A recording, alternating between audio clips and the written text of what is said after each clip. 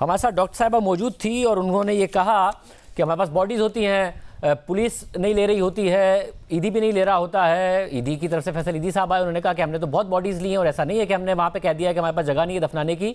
तो पुलिस का क्या मौक़िफ़ है? क्या आप लोग बॉडीज़ नहीं लेते हैं जिसकी वजह से उन्होंने छत पे कमरों में इस तरीके से गलने सड़ने के लिए बॉडीज़ रखी हुई हैं? एक डिग्निटी होती है लाश की भी, उसको उसकी एक बहुत बेहुरमती हो रही है। बिस्मिल्लाहिर्रहमानिर्रहीम जी, मैं बिल्कुल आपकी इस बात से मुत्तफिक हूँ कि डेड बॉडीज की ऑनरेबल बैरियल जो है वो हर इंसान का हक है।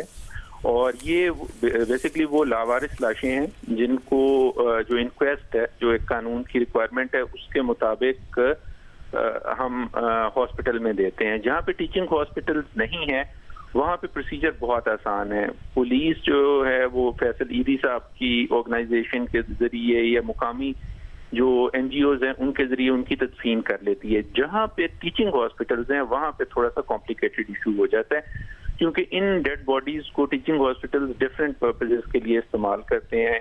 एजुकेशनल पर्पसेस के लिए भी, बसा औकात उनकी बोन्स का भी जो है वो इस्तेमाल होता है अपने स्टूडेंट्स को सिखाने के लिए।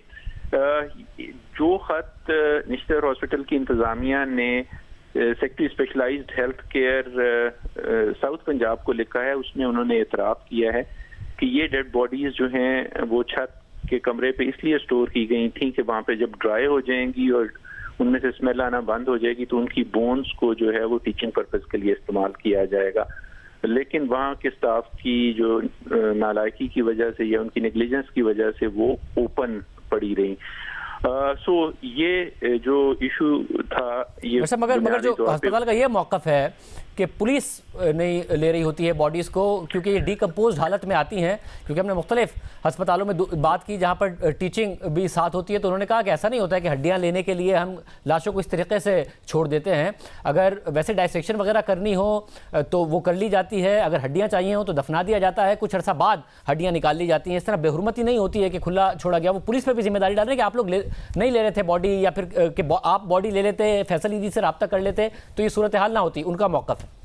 शाहज़ेब साहब, ये तो उन्होंने खुद लिख के सेक्रेटरी स्पेशलाइज्ड हेल्थ केयर को लिखा है, लेटर अवेलेबल है। लेटर ये दुरुस्त है, ये दुरुस्त है कि कोई इशू नहीं है डिसरिस्पेक्ट का डेड बॉडीज का, और ये क्यों इस्तेमाल की जा रही थी। उन्होंने लिखा है, उस लेटर में लिखा हुआ है, मेरे सामने है, आप दुरुस्त कह रहे हैं। और जो मौक़िफ़ मैं आपके साथ शेयर कर रहा हूँ ये एग्जैक्टली वही मौक़िफ़ है जो उन्होंने उसमें लिखा है।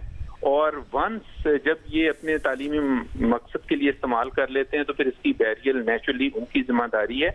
बाकी इसीलिए इस किस्म का मसला सिर्फ टीचिंग हॉस्पिटल्स के साथ आता है। जहाँ टीचिंग हॉस्पिटल्स नहीं है वहाँ ऑटोप्सी के बाद कुछ अर्सा के लिए मॉर्चरी में रखा जाता है ताकि उसकी जो शनाख्त का अमल मुकम्मल हो सके। अगर 30 डेज के अंदर कोई भी उसका वारिस नहीं आता तो उसको पुलिस जो है वो तदफीन जो है उसकी कर देती है।